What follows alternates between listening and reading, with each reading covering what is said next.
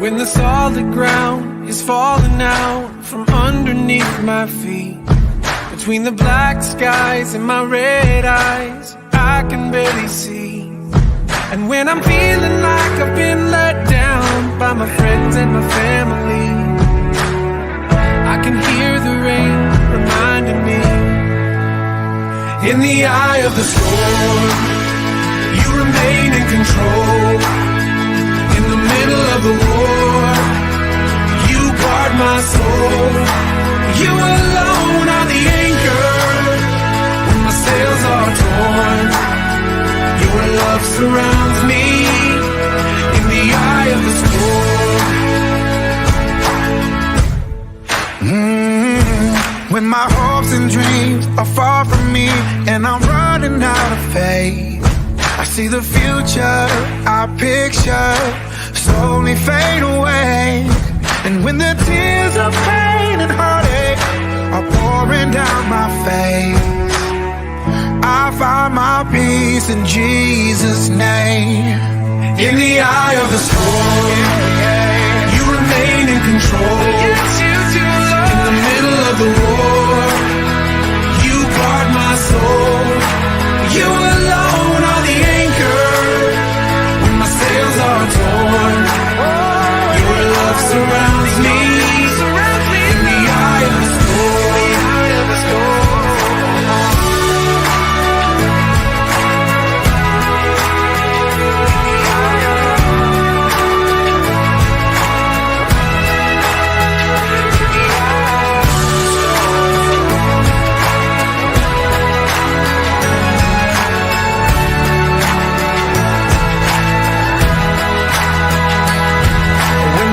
Me go, and I just don't know how I'm gonna make ends meet.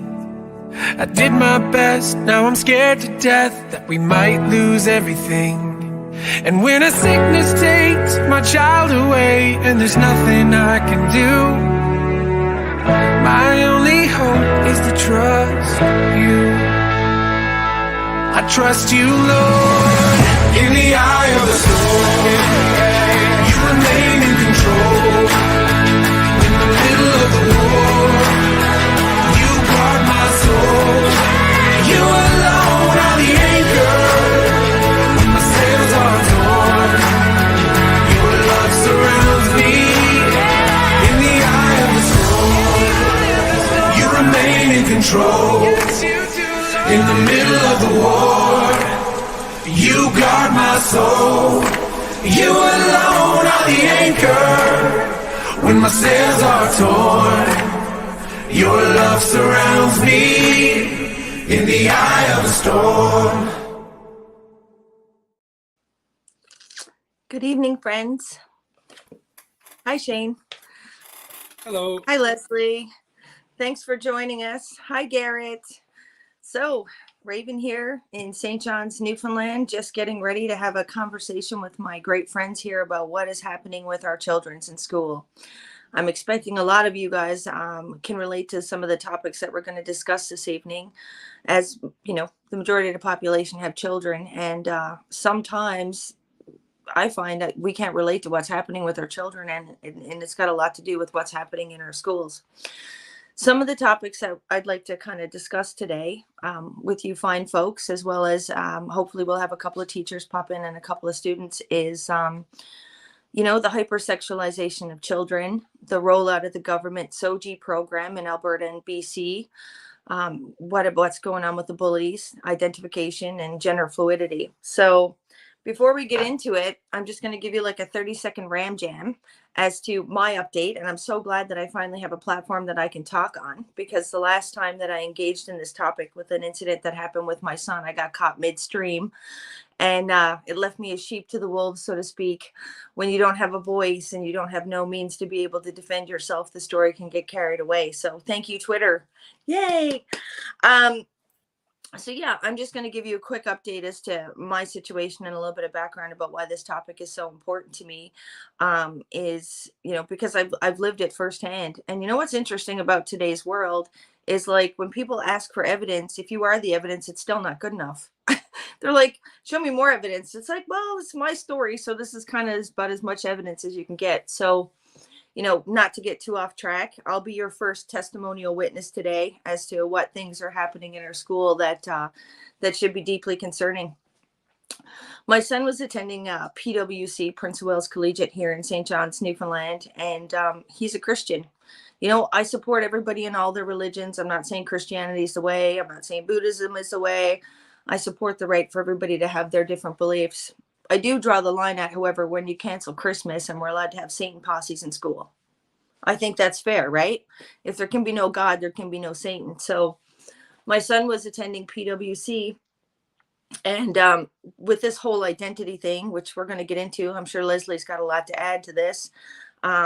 With the whole identity thing, we're not only allowing our children in schools now to identify by male, female, or any one of the 75 lollipop flavors of the LGBTQ, but we're now allowing people to identify as animals and Satanists. So my son, being a Christian, was in a classroom, and this child identified as Lucifer, and my son said, no, I'm not calling you Lucifer, I'll use your name. And beyond that point, it got really crazy. They started swooning him at school and calling him a bigot, racist, fascist, homophobe. I don't exactly even know how that applies to addressing somebody as a Satanist, but that's what happened. And it was very cult-like, and it was very methodical, and I was worried about my son's safety. So, I went and I talked to the principal, and I said, okay, like, what's going on? We're not allowed to have Christmas or Santa Claus or ho, ho, ho, in December, but we're allowed to have Satan posses that, teachers are forced to call them Satan. Can you believe that? Right? The teachers are calling these kids Lucifer. So anyway, I ended up having to go back to the school at another time. And what happened then was really shocking. So I walked into the school, and I ended up being confronted by this teenager who was transgender, who literally walked up to 2 inches from my face, who was taller than me and bigger than me, because obviously he has male genetics, even though he's now a woman, and looked at me straight in the face and was like, oh, you're back again, you fucking bitch. So, screw off. And I was like, what just happened? I'm being attacked by a 16-year-old 5 minutes into the school. So I marched into the principal's office, and I demanded that child was suspended, because under no circumstances is that anything that we should be accepting in our school system. So I removed Logan from school, and I put him in another school. And, just to kind of bridge as to why we're having this conversation today, it's got a lot to do with the incident that just happened at school recently with the young man, Greeley, who was attacked with an axe and a baseball bat.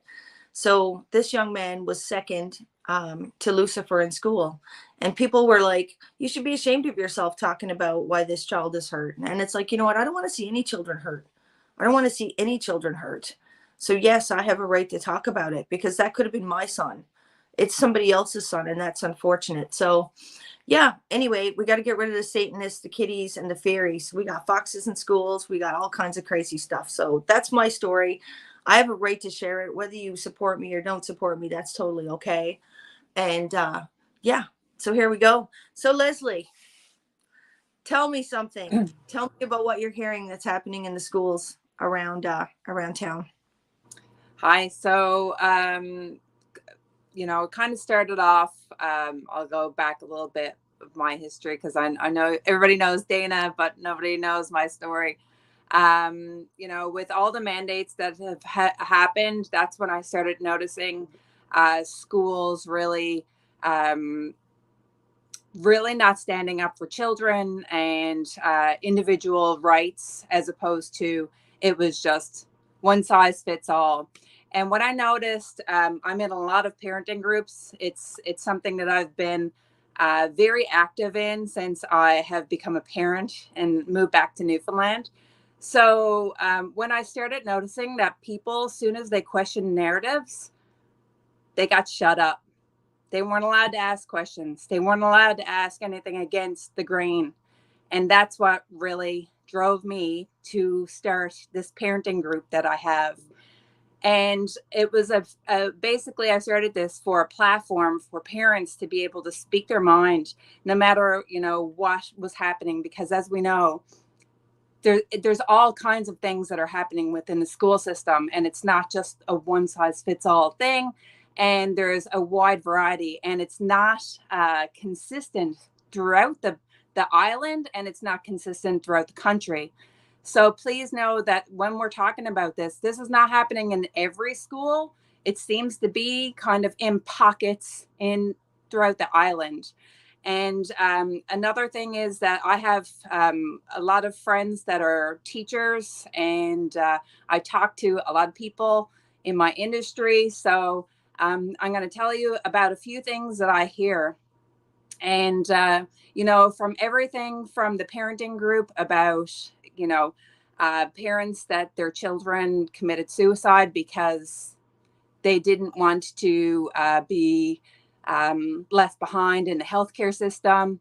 There was literally everything that just would just make you break down and cry. Because, and if you're a parent, anybody here that's a parent knows that they are like your life and that you would do anything for them. And the fact that most people just were ignored for the last 3 years, it's ridiculous. And I feel that the pandemic is what really gave the schools a boost to go completely off rails, and parents weren't allowed into the schools. You weren't allowed to see what was going on. All of a sudden, they had, locked door policies, and the children were in these schools. So what the hell is going on?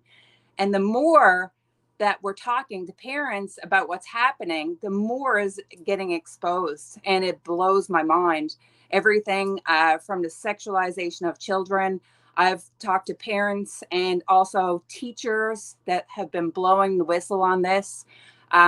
Kids were brought to the gymnasium, the doors were locked, and somebody comes in to give them the whole spiel about the LGBTQ sexualization. And they're talking about anal sex. They're talking about sex toys. They're talking about all of this kind of stuff. Like, it blows my mind. Obviously, we were all in school at one point of our lives, right? So grade 9 was kind of like when we got the birds and the bees talk. It was pretty basic. And now it's not that way. And I can tell you again, with the consistency, it seems to be that when I talk to my teacher friends, they said that it's based on the comfortable of the comfort levels of the administration. So basically, that's why this is not happening in every single school, is because the administration is really behind who is most comfortable with these topics and how far they go. So another situation that was brought to my attention recently was a parent who's not on here tonight, but wanted to definitely put this out about gender neutral washrooms. So his child was in kindergarten last year and attended a school that all the bathrooms are gender neutral. And this is a K to 12 school. So, some people are like, oh, whatever, I'm sorry, but I think like having one washroom or two washrooms in a whole school that says, if you feel comfortable being in this washroom with other genders, then cool. But it shouldn't be pushed down everybody's throat. And I'm sorry, but I don't feel comfortable with a kindergarten, grade 1, grade 2, anybody in a bathroom with the opposite sex as picture a kindergarten girl in a bathroom with a grade 6 boy. I'm sorry, but we are going backwards in time for safety for our children. And it's driving me crazy. And the crazy thing is that a lot of parents don't know that this stuff is happening. And a lot of people don't care. A lot of people think that it's no big deal. It's not affecting them. And it's time for parents to wake up and start asking questions. But unfortunately, as we know, a lot of the times when people ask questions or tell their personal story, they get attacked. They get, told that it's all bullshit, that they're lying, and that can't be true. And, all of this stuff. So I don't know where the line is for a lot of parents, but I can tell you that it's only going to get worse, right? And there's so much stuff like since the pandemic with a couple of schools that now they have the personal human identities up against the wall, which will have the human, HUMAN, and you lift up each one and it will tell you each identity, right? So if you lift up a H, it could be bisexual and the meaning of bisexual. U is, lesbian, and it gives the descriptives. But if 90 to 95% of the school is going to be heterosexual, where does that child fit into the human identity, right? So these are questions that we need to ask them. Why all of a sudden is this being rammed down kids' throat, especially for the month of June, right? If the vets get one day, if vets that risk their lives for our country get one day a year, why does Pride get 1 month in school? And why is it being pushed in elementary school when children don't even know what their sexual orientation is? It blows my mind. Right? Well, that's really interesting that you say that, because I can tell you why. It's just a quick search. If you look up a program called SOGI, SOGI, it's an organization that is founded by the World Economic Forum. Does that sound familiar? As well as United Nations to do gender inclusivity in schools. Basically, it's the indoctrination hypersexualization program that they're implementing that encourages children who may question their sexuality at an early age to be ushered into a pharmaceutical drug that may or may not impact their ability to have children or develop normally. It's really crazy, because this is like the pandemic started, and then it was like we not only did we lose control of our health, but we also lost control of our children. And a lot of these problems have a tendency to be coming from the same place. So SOGI right now is being primarily tested. It's optional for other places around the country to use it, but it's being tested in Alberta as well as British Columbia. There was a huge incident in Alberta in Fort McMurray, I think less than 2 weeks ago. And it was that the parents, they weren't told that necessarily SOGI was going to be put into their schools, but they started hearing like really interesting conversations that their children were having, and decided that they wanted to do a meeting with the school. So the interesting thing is when they went to the school to have this meeting, they weren't allowed to go through the school. They were led outside the school to come in through the gymnasium, because obviously they didn't want them to see all the LGBTQ propaganda, or the hypersexualization materials that were in the school.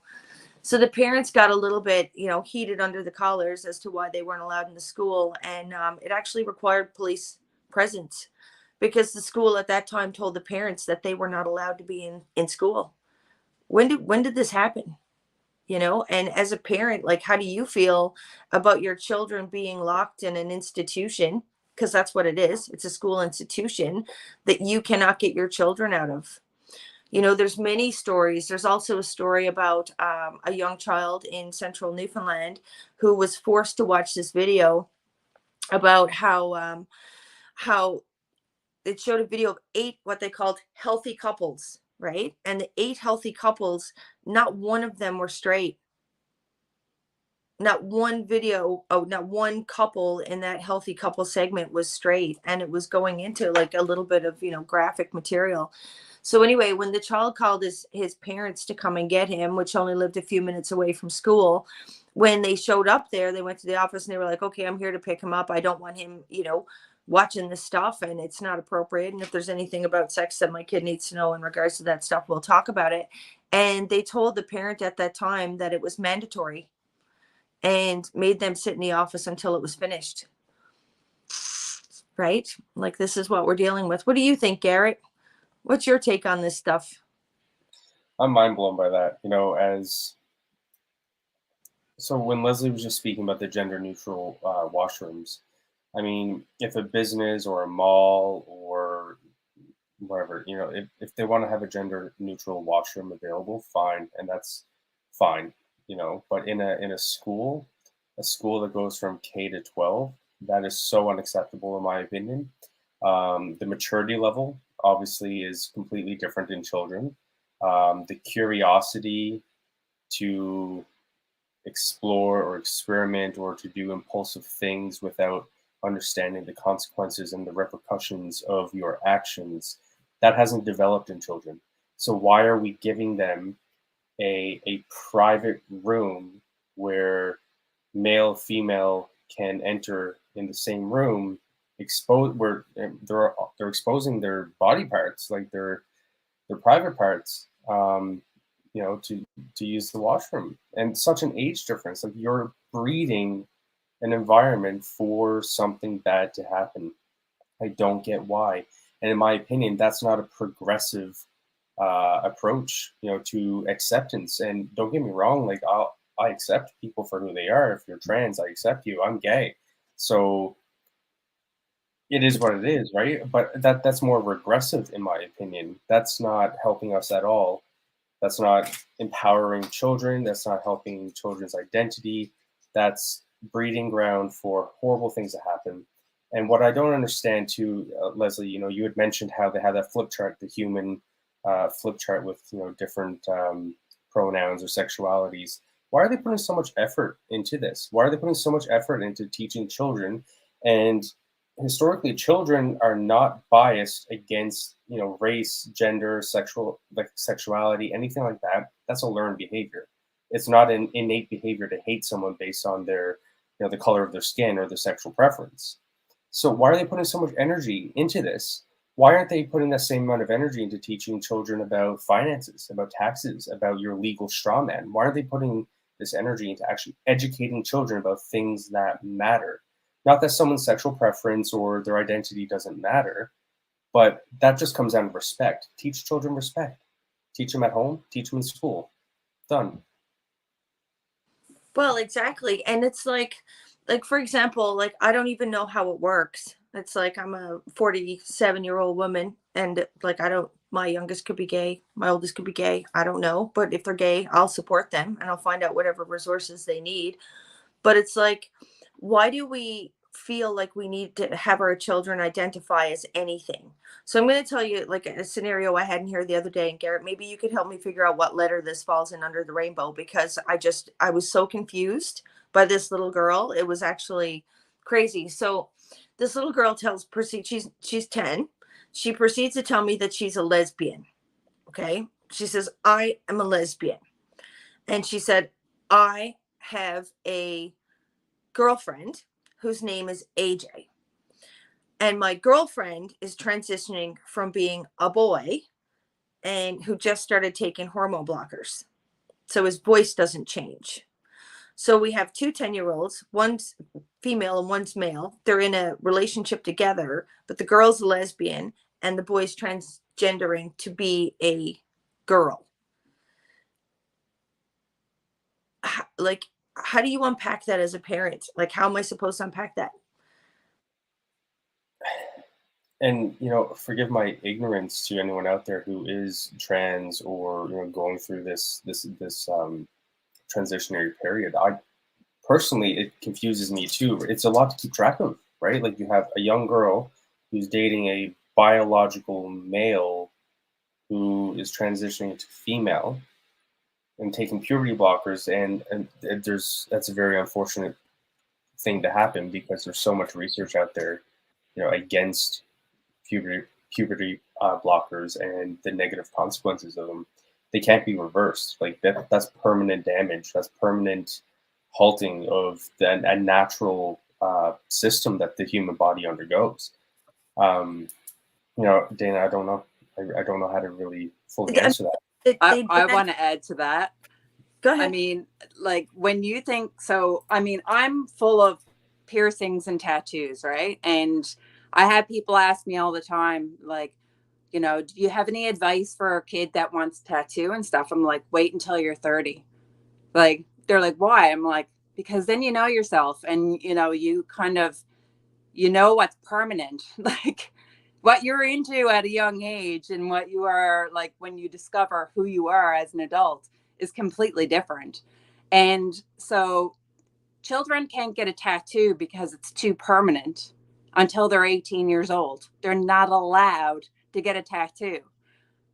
But you can have permanent, like permanent, like this is because we can talk about biological and then, and like, guys, again, I have trans friends.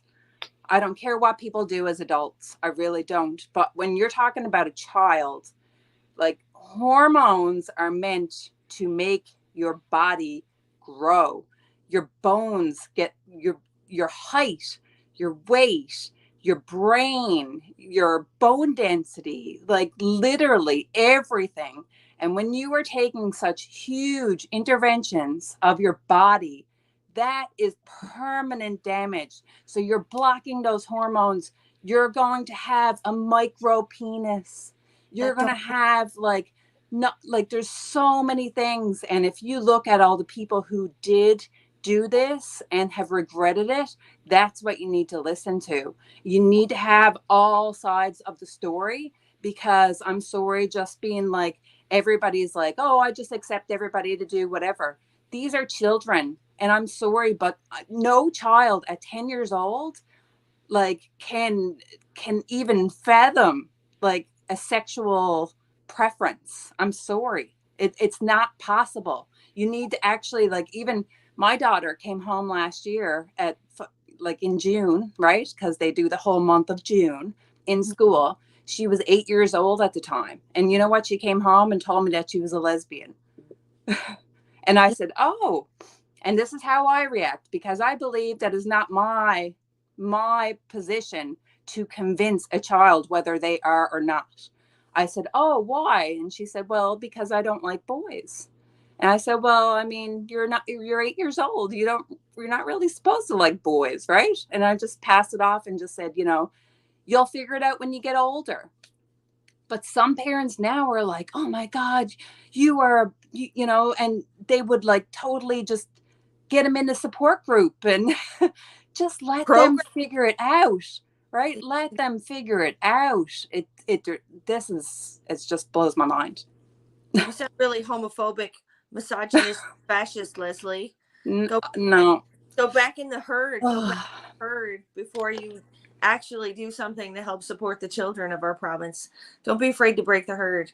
Yeah. So, and then there's like the secrecy of it all. I know that like trying to get some information from the schools is just like, you just ask them what color underpants they had on in the morning. They're like, no, it's not happening. Nothing's happening over here. Everything's fine. And it's like, well, not really. A lot of these schools are having pop-up assemblies. They're teaching our children about sex toys. I didn't touch a sex toy when I was in school. There was actually an incident with a teacher, I believe her last name is Studley, in the province, that was explaining to our children about glory holes and things like that. It's like, what school-age child needs to learn about a glory hole? I don't even really understand what glory holes is about, right? But they don't need to know these things, and the sad and unfortunate part about this is that when you bring this attention to the school, they're so underneath a whip that they say, we can't tell you about the name of the teacher because it's confidential. We can't tell you about the story because it's confidential. If it's had an interaction with another child, then it's confidential. Everything is confidential.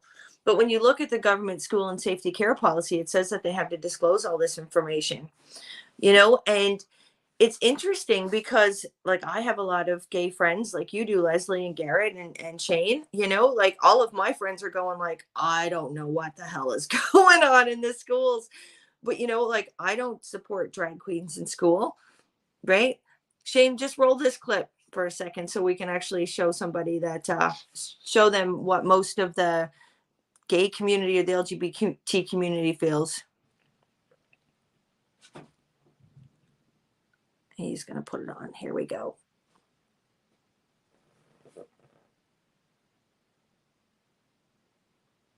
I have no idea why you want drag queens to read books to your children.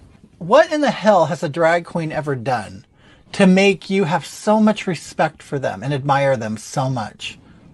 other than put on makeup and jump on the floor and writhe around and do sexual things on stage. I have absolutely no idea why you would want that to influence your child. Would you want a stripper or a porn star to influence your child? It makes no sense at all. A drag queen performs in a nightclub for adults. There is a lot of filth that goes on, a lot of sexual stuff that goes on. And backstage, there's a lot of nudity, sex, and drugs. So I don't think that this is an avenue you would want your child to explore. To actually get them involved in drag is extremely, extremely irresponsible on your part. And I understand you might want to look like you're with it, that you're cool, that you're woke, that you're not a Nazi, that you're not a homophobe, whatever it may be. But you can raise your child to be just a normal, regular, everyday child without including them in gay, sexual things. Right? That's the common thread through the gay population. So who's pushing this agenda? It's the system. But why are people falling for it? Why are people accepting, the concept of bringing your children to an adult entertainment? And being a drag queen or attending drag queen shows as an adult, that's fine. And I know drag queens in my personal life. That's fine, and they great performance. It's fun, you know what I mean? And I mean I don't attend shows, very often. The last time I saw a child at a drag queen show was when I was in Cambodia, a developing country. And even then, when I saw some of the stuff that was going on, I was like, why are there children around here right now? And this was 8 years ago, and why, like, I don't understand. It's adult entertainment.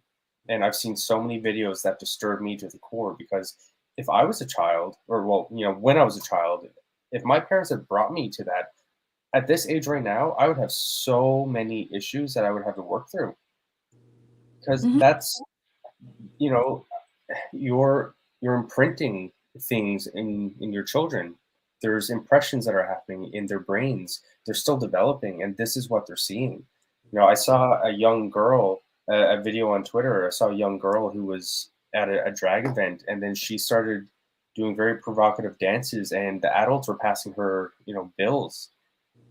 You're grooming them to be future strippers, drag. Like, I don't. What's the intention? That's not showing support. As a gay man, that's not showing support for my community. And if my community represents that, I'm not part of that community. Well said. You know what's missing? You know what's missing from the LGBTQ community now? Gay men. now, like, a gay man is like actually like tossed it aside. They don't even. Is not even like, it's not gay enough. Like, it's crazy. Right. And I seen a thing today, and it said, if a biological woman dressed like this and went into the schools, would you feel any different? And it's literally, I mean, I've been to drag shows, and any of you know, like, I mean, it is fun. Yeah, it's adult entertainment, and is no different than being at a strip club. It really is. Well, I was invited down by the trannies to a drag show because, like, I went through this situation with the Lucifer thing, like I told you, where I got attacked. So then I got deplatformed, right? So they took me off the internet, so I couldn't defend myself. So all this little Satan posse went on there, and they're like, she's a homophobe, just to kind of, give me a hard time. So I started getting messages in my inbox from the local trans community that are like, oh, you're afraid of a tranny. And I'm like, I'm not afraid of anybody. And I've gotten more drag. I'm a hairdresser. I've employed hundreds of gay people over the years in my big business and stuff that I had in Edmonton. And they're like, and I'm like, no, that's not it. So they called me out. They were like, you need to come to a drag show. You need to come. So I was like, oh my God. Well, I got some security, because, no offense, they might look like women, but they could probably swing like dudes. Right? Like, in all fairness, it's a safety risk. So I brought one of my, my bodyguards with me, and I went in, I tipped $60. I thought the music was fantastic. I thought the The outfits were great. I thought the energy was good, and it was in a perfect setting. Anyway, I walked up to one of them later and I said, like, I just want to let you know that I think you guys did a fantastic job. I said, my only problem that I have with your community's influence on the schools is puberty blockers and hypersexualization, introducing them to things. And that was when I lost them. That was when it just completely went flat. And they were like, well, you don't come to the children's drag shows. I said, I would never go to a children's drag show. And the war continues. And I don't understand why. I don't understand why it's so difficult for anybody to really understand that, like, you know, like, I was a tomboy growing up. I was raised by 3 men. I had Tonka trucks, you know.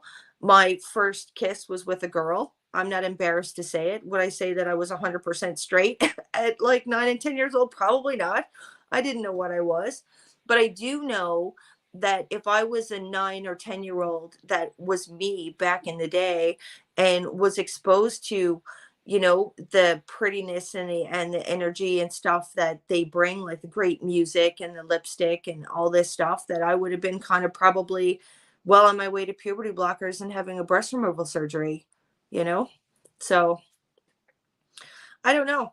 It's really interesting, and it's interesting that the school board. Do you know that they have designed stuff that says that they're not allowed to tell the parents anything about what they're teaching about this stuff? We had a teacher. Is there a teacher is there a person in the back room, Shane, that you can see? There was somebody there. They had left. I was chatting with them privately here. They said they might drop back. Okay. But Because we do. you just said something about they're not allowed to talk about what they teach. The kind of oath. It's not an oath, but they're not allowed to teach. It's the same thing our politicians have. It's the exact same system. Yeah. They come into the swear an oath saying we're not going to talk about all this parliament stuff we do, just like the teachers do it to our schools. Yeah. I got a letter recently from the school from my daughter who's in grade 4. And it said that the Department of Education, it was so vague. It was like a pilot project, and it was from the Department of Health that they were coming in. And then they wanted me to sign a media release. And I contacted the school and I said, this is a very vague letter. Can you let me know what they're coming in to teach? And she said, okay, well, just go on their website. It should be on there. I went onto the website. Nothing is there. So I emailed them. They tell me to go check the website. I told them, I did check your website. There is nothing there that tells me this pilot project for grade 4s. So anyway, they send me off another thing. And I'm going back and forth with the school too, because she said, when anybody comes in from outside of the school that's not in the curriculum, they don't know what they're teaching. So anyway, you know, I kind of expressed my concerns of where I was going and what I did not want my kids to be exposed to, but they still never gave me an answer. Mhm. And I asked for a date. When is this happening? They wouldn't give me a date. They never gave me an answer. And still, it's all, you know, they actually did send me the second release form, though, so I could sign that. But I was like, can you tell me the date? Can you tell me the time and tell me what is being discussed? Nothing. No, it's all pop-up surprise things. Go ahead, Garrett. As a parent with a child in the school system, you are a stakeholder within the school system. You have a right to know. You are supporting that school system by having your child in it. And I think it's so wrong for that to happen. I mean, what happened to parent-teacher meetings where the parents would go in and you would discuss what you've been, you know, the curriculum, what you've been learning, how the child's been performing. Is that happening? I don't have children, so I don't know. But I remember as a child, you know, going to parent-teacher meetings, and it was very transparent. And I never once felt like I was being taught something that I couldn't tell my parents about, or that my parents didn't know about, or couldn't readily access. They even have secret clubs now. They do. They have secret gender fluid clubs that you can attend, and they encourage you not to tell your parents. Like, I think to a certain extent, it's like also with my son, he was a part of the student council on PWC. When he got at school one day, it was like, okay, we're having a pop-up assembly. They had to put all the chairs in there, and they brought in 3 transgender people to explain how God was bad. This was part of the assembly, how God was bad because he doesn't accept the transgender people. Like, if it's optional, I think it should be a situation where if our child is presenting as feeling like they are transgender, that the resources are available through school, that we could say, okay, like my child obviously is struggling with how they feel about themselves and their body. I think it's important that they have, those resources, but I totally think it's programming our children. 100%. So let's talk about bullies. Do you hear much about bullying, Leslie, in the schools these days? I've heard from multiple people, including the school that my daughter attends is well known for that. There was actually a situation that happened at my daughter's school last Friday with a student, unfortunately, a student with special needs attacked another kid, and the helper jumped in and got attacked and went to hospital. So this is a pretty big deal, right? Like for kids like 11 years old to witness this. And again, I emailed the principal and I emailed the teacher, still not a word. And they still haven't acknowledged it. So, but at this school, there's been multiple situations. My friend, their son was being bullied, contacted the school. The school never even called them for 2 weeks. Imagine 2 weeks. It's so ridiculous here that the schools, they have the pink shirt day, right? Oh, pink shirt day. We all wear a pink shirt and everything is good. And we got a pink bench and everybody can friendship bench and we could sit down. Everybody can talk about their feelings. Bullshit, because I'm telling you right now that it happens all the time and there is absolutely nothing done about it. And the kids that are doing it do not get reprimanded whatsoever. There's no such thing as detention or a suspension or anything like that anymore.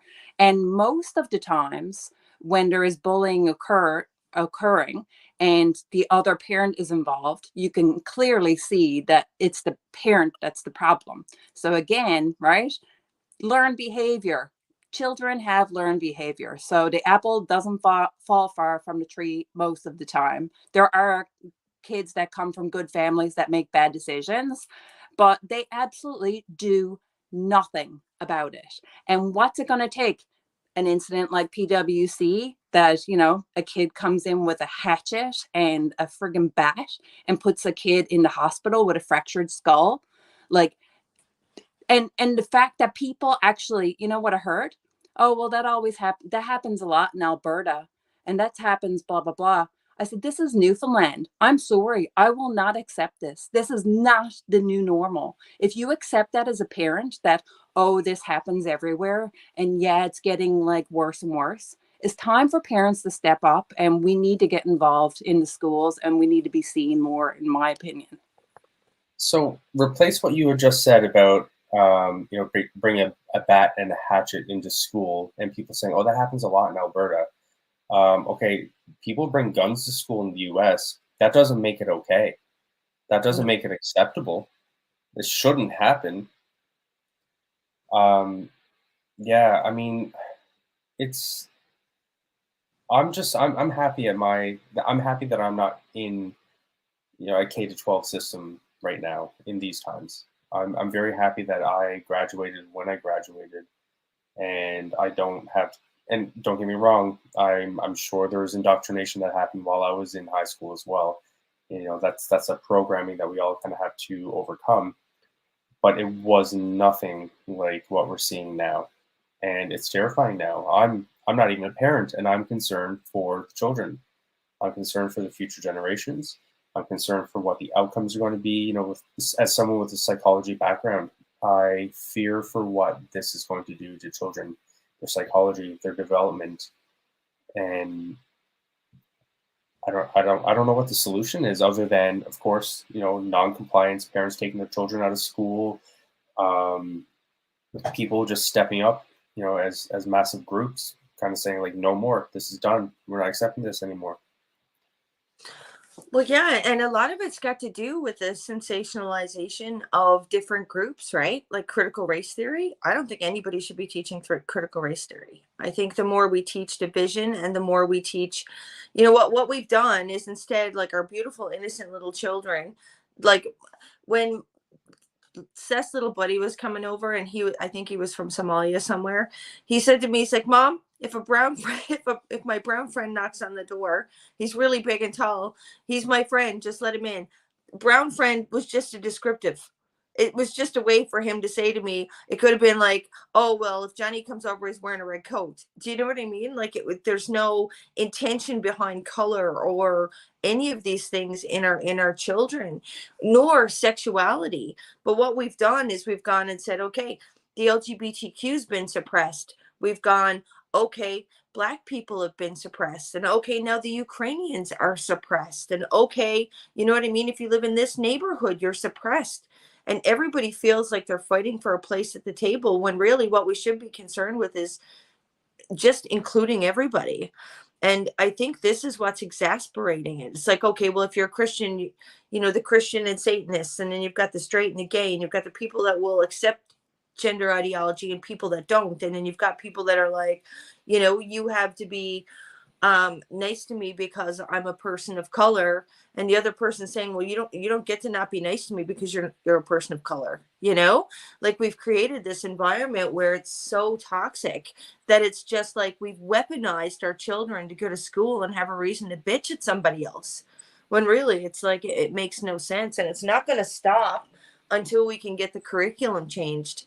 Like there was when I originally picked up the bullying stuff, which happened back in 2013, I went right through the Department of Education with what was his name? The guy that got caught smoking pot with a girl and got fired. What was his name? The Minister of Education in Newfoundland. Anyway, when I went in with him and looked through all the paperwork, the school and safety care policy from the provincial government was fabulous. It has conflict resolution, which means you have a right to know what happened in the classroom. You have a right to sit down with those other parents and have a conversation about conflict resolution, which none of this is happening. So when I went to the provincial government and I got all this information, they kind of looked at me like, we've got our I's dotted and our T's crossed. And I'm like, okay, well, what the heck is happening? And why aren't we seeing this at like the school level? And their response is that we have no means to enforce. Boom. So the provincial government is not enforcing anything at the English district school board level or any school board level. And it was a deficiency in our province because other provinces have bills put in place to hold the school boards accountable. Interesting, right? So basically, whatever the schools decide to do, however the schools decide to handle it, as much as the provincial government's going like, yeah, wear the pink t-shirts and, here's our brochure that makes everything look all pretty, but it doesn't happen. You want to say something, Shane? Yeah, I just want to add one little thing here because it's almost a disagreeing with Garrett in a way with one thing he said about you have a right to know as a parent what's happening. And it's agreeing with what you found out, Dana, when you did your own research, that you don't really end up, you have a right to know on paper, but there's no enforceable manner for that to occur. You don't actually have that right to know, right? So don't be shocked when you hear this stuff coming out from the school system. Don't be shocked when, Garrett, you mentioned they don't teach about credit cards, about finance, about mortgage, about anything useful, right? These people have been systematically attacking the family unit for generations. Every aspect of society that they control, they use, and they control the public education system. It's their field, not ours. So my harsh point that I have to make here, guys, if you have children and you enter them into public school, you're agreeing to putting them in that scenario. It's your right to know as a parent, your duty to know as a parent what's happening in those hallways, in those classrooms. And if you don't know, you're failing as a parent. You have to know. That's your duty. If you put them in the system, you have entered them into that atmosphere where they are susceptible to that danger. So you have two choices. You put them in there and you make sure you know what's happening and you control it, which you can't, or you leave the system. Keep your kids out of it. And I'll leave it at that. Well, and the interesting thing is, even in Newfoundland, the rats are jumping ship. I don't know if you guys have been paying attention to what's happening down here, but like as we're increasing with this whole, identifying as animals and, all of this toxic shit that's happening in our schools, Minister Haggie's stepping down as Minister of Education, and the head of the English District School Board is stepping down because they're not even in control. They've been given their mandate. Can somebody tell why is Haggie why was he ever a Minister of Education? They just did the switch. That's it. He switched because he couldn't handle it, because he woke up and realized what was happening after he had his own heart attack in the vaccine department, and he probably got a conscious. Yeah, but from the aspect of the people, how does Haggie end up in a Minister of Education? What is his background? What is his experience that lends him the ability to be the Minister of Education for we the people? No, not one single person that has these titles are entitled to their positions. Look at Seamus O'Regan and all these people that are running our country that literally have no background in anything that they are a minister of. It's ridiculous. And I want to say this before I forget. Recently, there was an incident as well that it was brought to my attention that there was a teacher that used to teach in Newfoundland was arrested in New Brunswick. This was a pedophile. Now, if we go back in history, right, because we know history repeats itself quite often, especially when it comes to all political and, different things. We look at the residential schools. We look at Mount Cashel, right? We look at all of these things that have happened in history. And another big thing that's being ignored in the world is human trafficking and sex trafficking. And this happens at very, very young ages, right? Kids don't just go missing.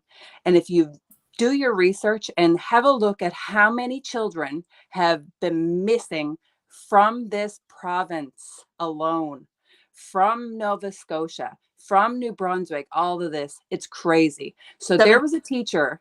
It was a substitute that was hired that was in multiple schools in the Avalon School District, who the teachers even knew that this teacher was not to be trusted with kids alone. The doors were always open and there was multiple people going in and checking to make sure that they were all right. He had no business being there in the first place, but he was a teacher. So anyway, he was recently arrested in New Brunswick. For what? Oh, just sexual assault of children, going around videotaping children at pools and at water parks and at my daughter's school. They had, and it's funny because I showed my daughter a picture of him. Luckily, I pulled her out of school last year. She was only there for 2 weeks.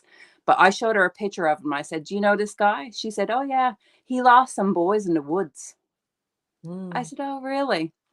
And the fact that there was red flags from teachers, there had to be other people, the principals and everything. If you got any common sense and any kind of intuition and you see people and think that they're a little, not fit to be around children, then maybe you should say something. And then, of course, when he got arrested and people started to speak up, the Avalon School District said, "Oh, well, it basically, we're taking care of it. It's a serious problem, this and that." But the schools don't actually hire the substitutes. The school board does. So there's people coming into the schools that the schools don't even know who they are, what their background is, or anything like that. And the school board hires them and places them into the schools. And this is what kind of stuff is happening. And if you think that for 1 second that this is not happening in multiple other schools, you got to be kidding. And it doesn't have to be. And there was also a young teacher, a female teacher, that was arrested for sleeping with a minor as well in Newfoundland, just in the last year or two. So people please realize that just all of a sudden, because, you know, everybody knows that these things happen, because we don't talk about them, that they don't exist. These predators are in our schools. They are everywhere. And if you have red flags, you need to voice them. And right now, I think the biggest thing, Dana, for us is to get into those schools and to, you know, back in the day, they had more parents involved with the schools and all this. But now, since COVID, of course, nothing is really, you know, we're not in there. You still can't get back in the schools. Why? I know. Why do I have to buzz to get into the school? And then I'm still only allowed like in the hallway. Like if I've got a lunch to bring into my son, I can't go in and pass him his lunchbox. I've got to get buzzed into the first door. And then I got to get the girl to come to the little window like I'm at the drive-thru at Wendy's and passing his lunch. I'm telling you right now, the first minute that I got a problem with that school and they won't let me go in to see my son, I'm FJ for a reason. I will park in that goddamn lobby and I'll start limbing people from the front right to the back. And that's where parents are going to get to. That's where I am too. I am not dealing with my son being picked on for being a Christian. I'm not going to have him being picked on for being straight. I'm not going to have him being picked on because he doesn't want to be called a Nazi, fascist, misogynist bigot because he chose not to get vaccinated. I don't even know how that works, right? But, you know, like I'm done. I'm done. Like we had an incident one time in school. Dana? It was really, yeah. Talk to me. If somebody in the backstage here that wants to join. Okay, bring him in. Bring him in. New friends. Hi, can you hear me? Goes by Sarah. Hi, Sarah. Hello. Can you hear me? Absolutely. Okay. Tell us. Yeah. Okay, so I'm a grade 12 student at, I'll say Prince Wales Collegiate. I just don't want to come out. Sarah's not my real name, but I just didn't feel comfortable saying my real name and showing my face because of everything that's happened. But in grade 10, I attended Gonzaga High School and had the best group of friends going up through. And Gonzaga is a very clique school. Like there's popular people, there's the weird people in quotations, the drama people, the what they were called to as furries. Anyways, it's all divided up. And the summer going into grade 11, I was dating a guy and I was sexually assaulted. And I went back to school and all my friends would like shove me, or like old friends, like that group, shove me in the hallways, call me names, like bully me, get everyone to ice me out. I had no friends. I sat by myself at lunch. Sorry. And I went to the guidance counselor, like hoping that maybe I could like talk to her confidentially, I thought. And unless I threatened to harm myself or harm someone else, it's supposed to stay between the two of us. And I didn't threaten to harm myself or anyone. I told her what was going on. And she told all the girls and all the administration and the principal and all the teachers. And they were blaming me, saying you shouldn't have told her, give her stuff into it. And after just going through like a traumatizing event, it was just terrifying. And it got so bad that I had to change schools. Now I go to Prince Wales Collegiate. Wow. That's awful, Sarah. Jesus and Christ. like, did you get an apology or like, how did your parents react to all this? This must have been They went to the school board. I don't know who was the time there. I think the health minister now, whatever his name was. I don't know. I don't keep up with it. But he was the education minister at the time. And they said there's nothing they can do. No reprimanding for teachers that broke the confidentiality or anything like that? Nothing for the students that were bullying me and nothing. They said that nothing could be done. And I just found it weird how I was the one being attacked and I had to leave.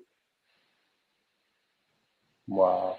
Well, that's really sad. Sarah, I'm gonna call you Sarah, obviously, just for purpose of tonight. Can you reach out to us? Can you reach out to us when the stream is done, just by messenger or whatever, if on one of our pages? Dana has my information. She knows who I am. Okay. Yep. Okay. Perfect.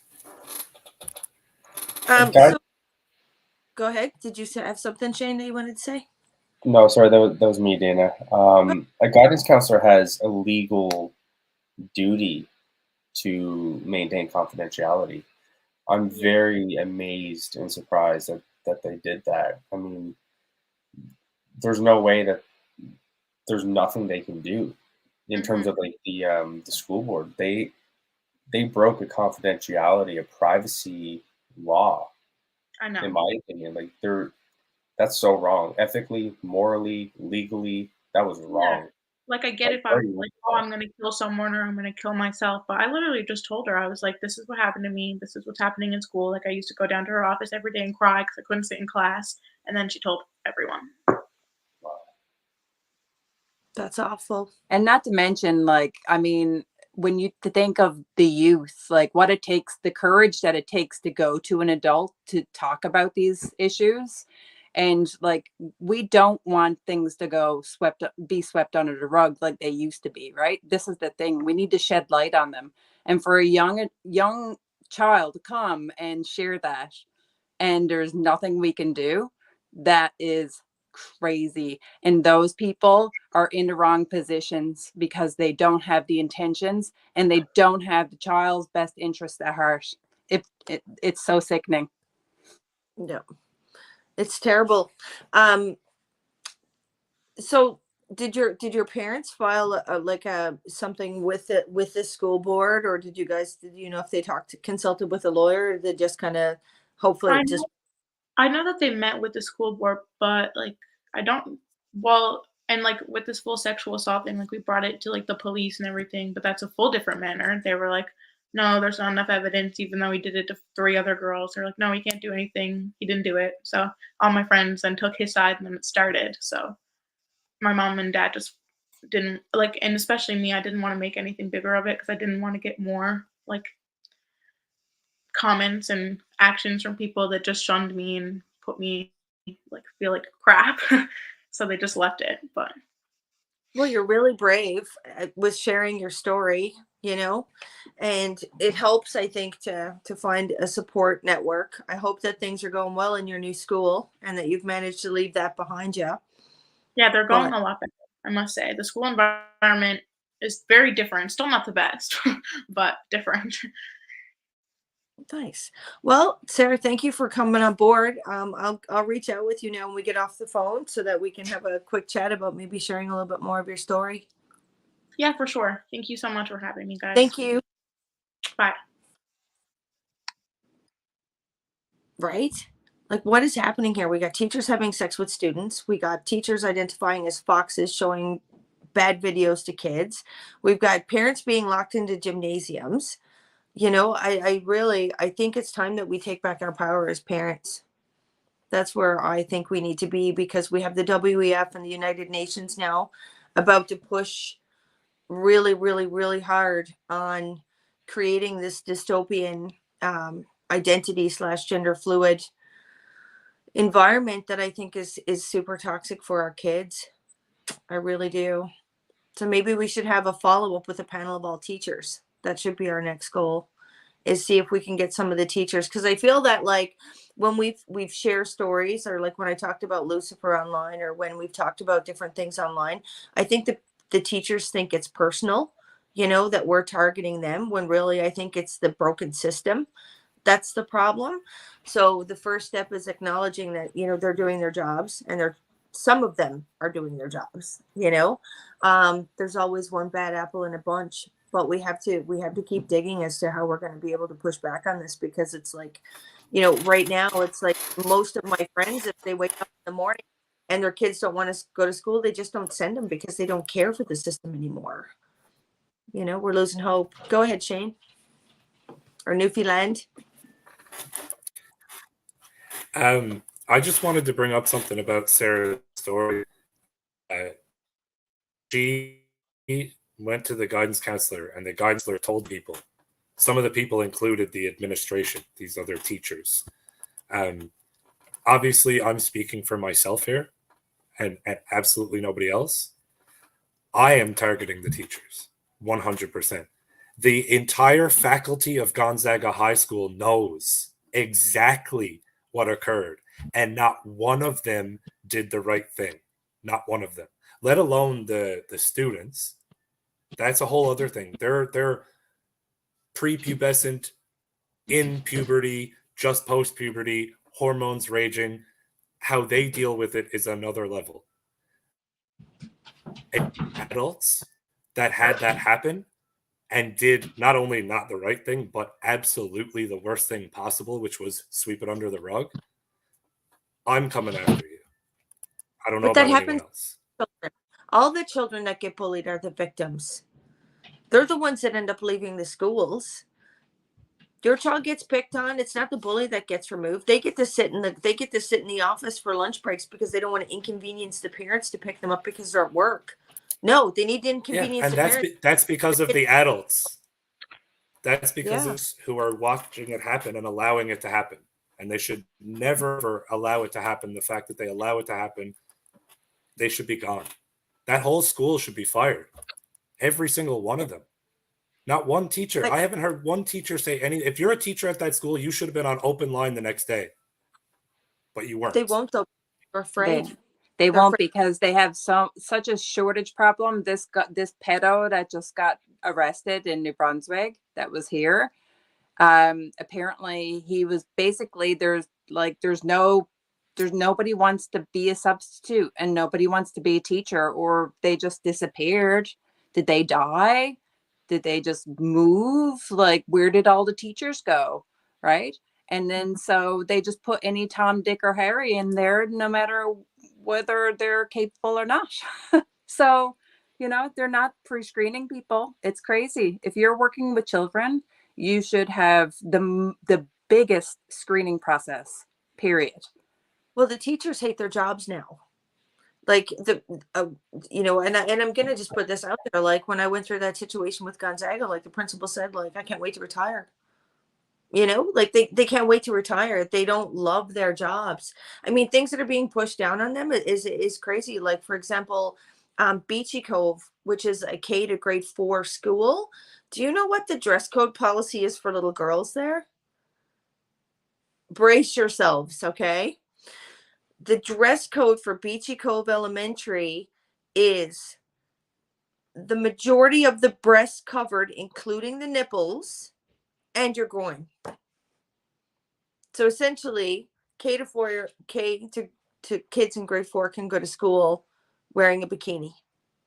Now, if I walked into that school wearing a bikini, let's think about this. If I walked into that school wearing a bikini, what do you think would happen? I'd get arrested.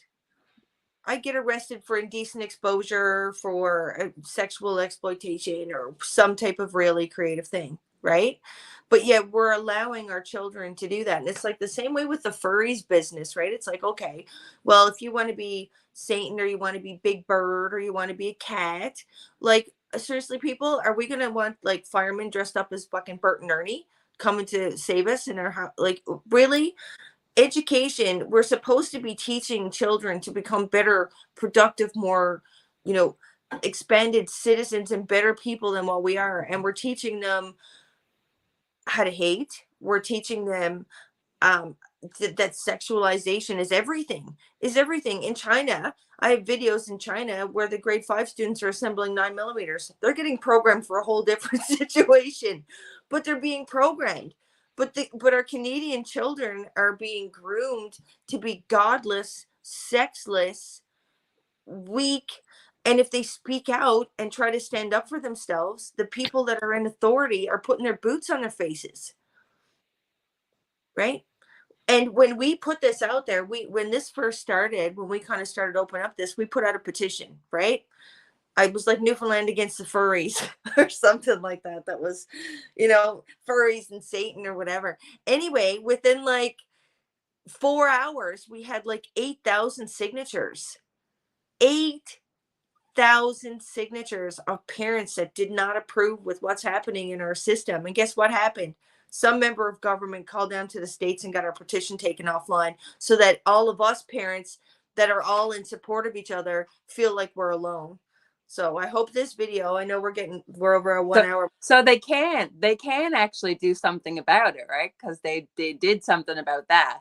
And the funny thing is that if a teacher talked to another teacher about sex, they could actually get arrested for what? Yeah. Sexual harassment? Yeah.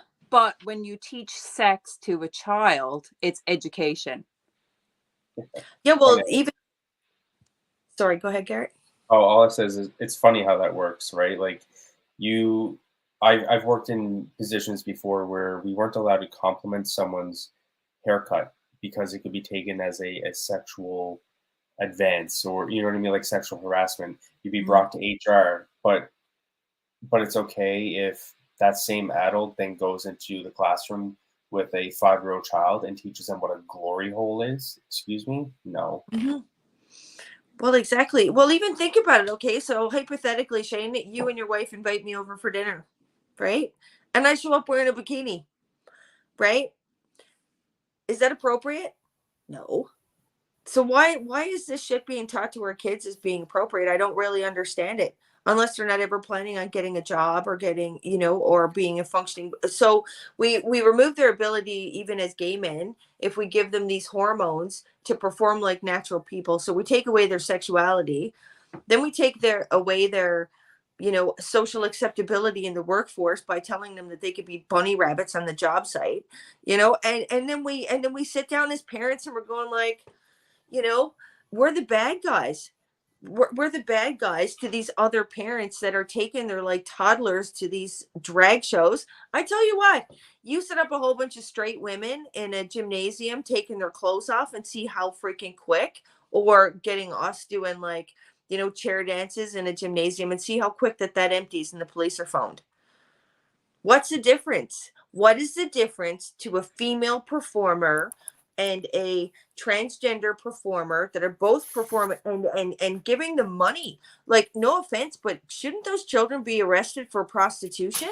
Because the last time I checked, I got people ready to go on a street corner to act as prostitutes to wait for an exchange of money for something sexual. When we have transgender people taking money from 5-year-olds, that's a financial transaction. Like, oh my god, it's mind blowing. The difference, Dana, is because you just asked what would be the difference between, say, you doing that in a school versus the drag queen story hour doing it in the school. The difference is the agenda that needs to be pushed and by the people who control that entity or that institute, being the government. It's the same agenda you see on MTV, on the Cartoon Network, on anywhere that comes out of Hollywood. It's mainstream, so they have to get them while they're young, so they start it right at the very young age and just shoot it into them. That's the difference. The Well, heterosexual family unit is not being promoted. It never has been, and now it's being attacked, and what's being promoted is the degenerate lifestyle. well, yeah, and it's like, okay, so little kids go, they see their mothers. What do mothers do all the time?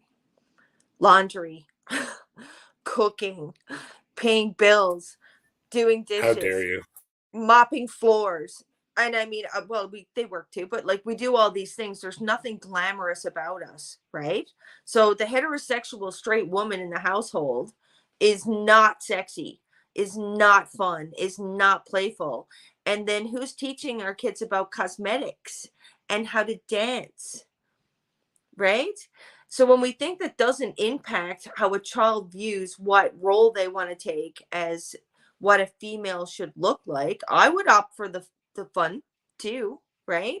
All of these things need to be taken into consideration, and it's all deeply concerning as far as I'm concerned. It's also labels, right? Everybody, like, we have the label posses now. Everybody wants a label and wants to be in a group and wants to be part of this and part of that. And part of the reason why kids are getting away with being dressed the way they are is because as soon as you say something, you're body shaming them, right? Slut shaming. And that's the thing. And so it's so beyond, like, you can't say anything now and you're negative. Like, it's just, they put you in this corner. And I believe that feminism is a part of that. And you can look at that in, like, basically feminism was to fight for equal rights, and now it's gone beyond equal rights. Right now it's like everybody, same thing with gay rights.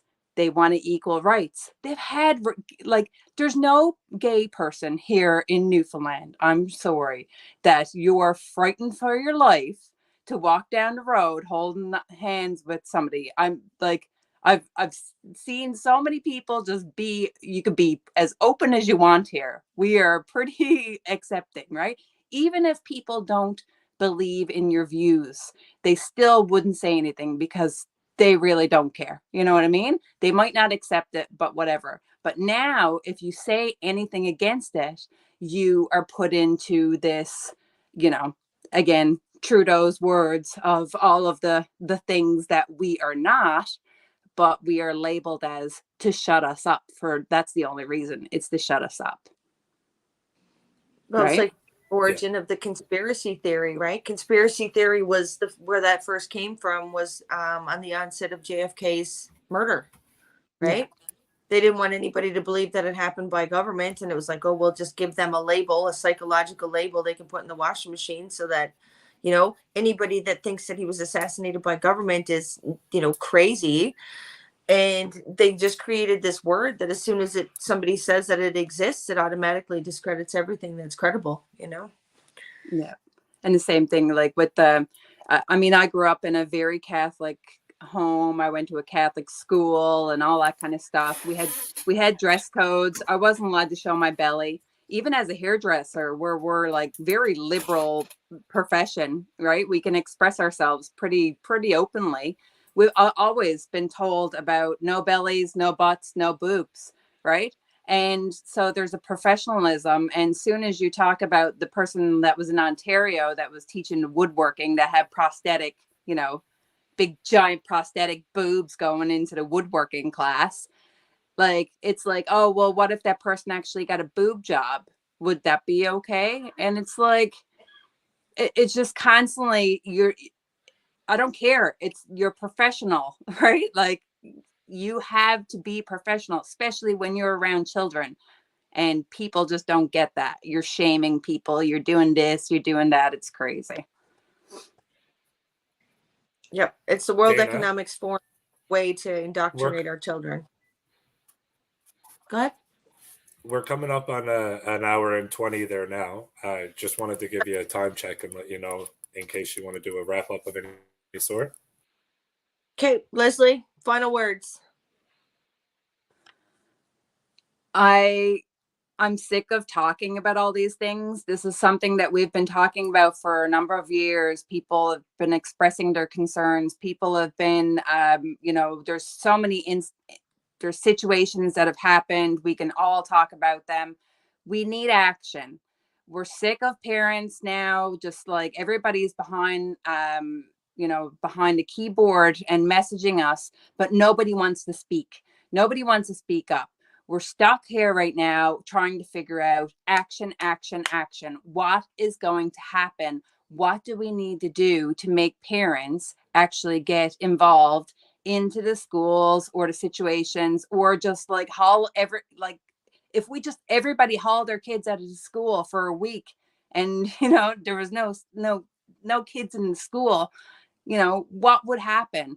There needs to be some impact and needs to be some action. And I'm tired of people sitting on the sidelines. We're 3 years in here, still nothing has changed. And this school system, of course, is way beyond 3 years, of course, but it's just going downhill very fast in the last 3 years.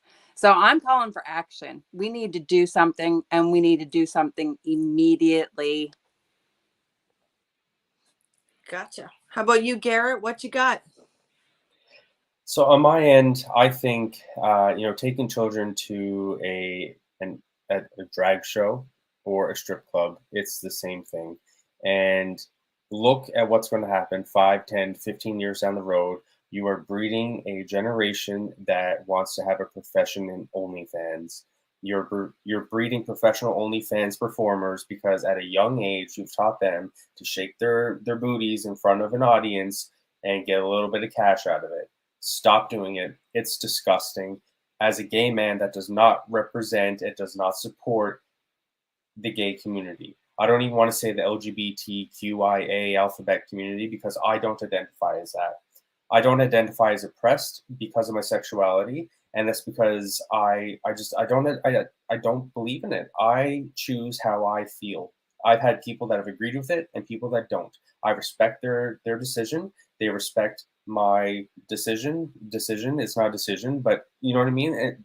But we're coming into an age now where children are choosing to be, they're choosing their gender, they're choosing their sexuality. It's not a natural thing anymore. It's a choice based off of a trend.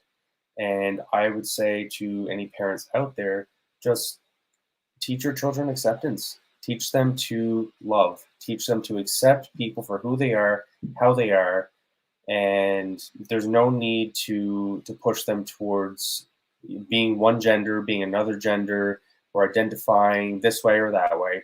Teach them acceptance, and they'll be okay. Good. Thank you, Garrett. How about you, Shane?